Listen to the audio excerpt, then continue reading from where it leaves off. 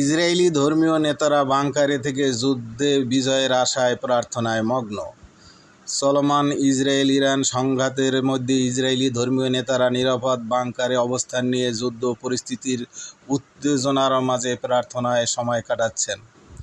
সূত্র মতে, তারা দেশটির সামরিক বিজয় এবং নাগরিকদের নিরাপত্তা কামনা করে নিরবচ্ছিন্ন দোয়া ও ধর্মীয় আচার পালন করছেন। সম্প্রতি সামাজিক যোগাযোগ মাধ্যমে ছড়িয়ে পড়া একাধিক ভিডিও ও ছবিতে দেখা যায় কিছু রাব্বি ও ধর্মীয় ব্যক্তিত্ব বাংকারের ভেতরে ধর্মীয় পোশাকে ধর্মগ্রন্থ পাঠ করছেন এবং সমবেতভাবে প্রার্থনা করছেন। বিশ্লেষকদের মতে, যুদ্ধকালীন এই ধরনের ধর্মীয় অনুশীলন সাধারণত জনগণের মনোবল বাড়াতে এবং জাতিগত ঐক্য বজায় রাখতে ভূমিকা রাখে, তবে এর মধ্যে যুদ্ধ পরিস্থিতি আরও দীর্ঘস্থায়ী হওয়ার আশঙ্কাও রয়েছে বলে কেউ কেউ মনে করছেন। এদিকে ইরান এবং ইসরায়েলের মধ্যে চলমান সহিংসতায় উত্তেজনা ক্রমেই বৃদ্ধি পাচ্ছে। সাম্প্রতিক সময়ে উভয় দেশের মধ্যে পরোক্ষ এবং সরাসরি সংঘর্ষের ঘটনা বেড়ে গেছে।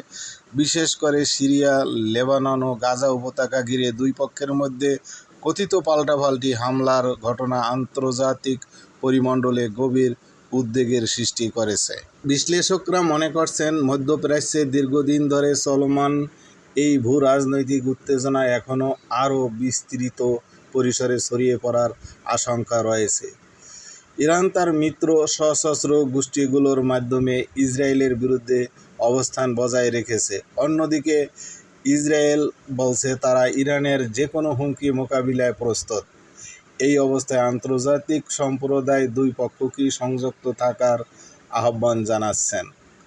মানবাধিকার সংস্থাগুলো যুদ্ধবিরতির আহ্বান জানিয়ে বলছেন, উভয় পক্ষের সাধারণ জনগণ এই সংঘাতে সবচেয়ে বেশি ক্ষতিগ্রস্ত হচ্ছে। রাজনৈতিক বিশ্লেষকরা মনে করছেন, এই সংঘাতের মূলে রয়েছে আঞ্চলিক নেতৃত্বের প্রতিযোগিতা। ইসরায়েল মধ্যপ্রাচ্যে আমেরিকান সমর্থনে আধিপত্য বজায় রাখতে চায়, অন্যদিকে ইরান চায় একটি বিকল্প শক্তি বলয় গড়ে তুলতে। এ সংঘাত অব্যাহত থাকলে তা গোটা মধ্যপ্রাচ্যকে একটি বৃহত্তর যুদ্ধের দিকে ঠেলে দিতে পারে।